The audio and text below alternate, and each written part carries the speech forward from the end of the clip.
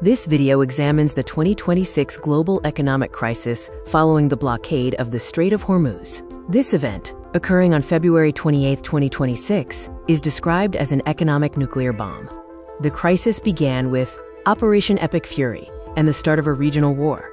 Over 2,000 casualties occurred, including leaders of the IRGC. Iran responded by closing the Strait of Hormuz as a retaliatory measure. The Strait of Hormuz is the world's most critical, quote, bottleneck. It handles 20 to 21 million barrels of crude oil per day and 80 million tons of LNG annually, representing 20% of global oil and 25% of global LNG trade.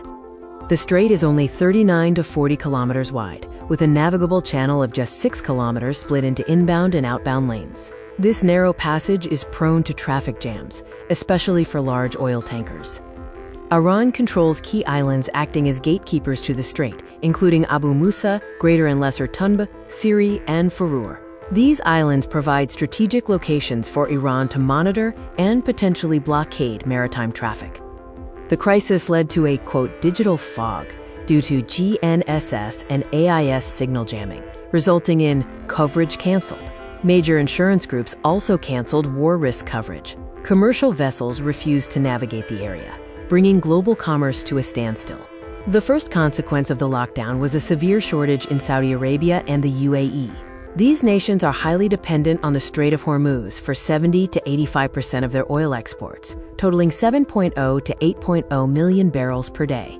A second consequence was Iraq's isolation. The Shatt al-Arab waterway, which is half Iraqi territory, was compromised. This prevented Iraq's access to the sea for shipping, isolating 90% of Iraq's economy reliant on river ports. The third consequence was the halt of Qatari and global LNG shipments. 86% of Qatar's LNG exports, controlling 25% of the global natural gas supply, stopped, affecting countries dependent on this route. The blockade created a global shipping traffic jam, with over 150 vessels stuck near Hormuz.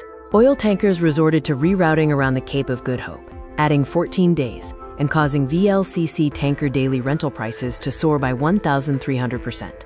The global crisis affected global food security due to fertilizer shortages. 33 to 45% of urea fertilizer moved through this route. If the crisis lasted over 30 days, global food prices were projected to rise by 10 to 15%, potentially leading to famine.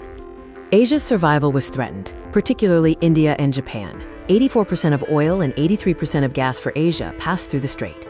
Japan, dependent on imports, risked a complete breakdown as it had no LNG gas storage. Fuel prices were expected to double. The scenario involved asymmetric warfare against slow-moving VLCC tankers, using inexpensive Shahed drones and speedboats. American naval forces faced a nightmare protecting all tankers in the 21-mile-wide strait. Diplomatic paralysis ensued. The U.S., acting under Article 51, sent 2 carriers. Meanwhile, Russia and China used their UNSC veto power to block international intervention, exacerbating global economic and humanitarian crises. The future outcome points to a new global energy axis. The failure of just-in-time supply chains necessitates a shift to just-in-case strategy. The blockade of Hormuz has created a new global economic reality, changing the Middle East balance of power.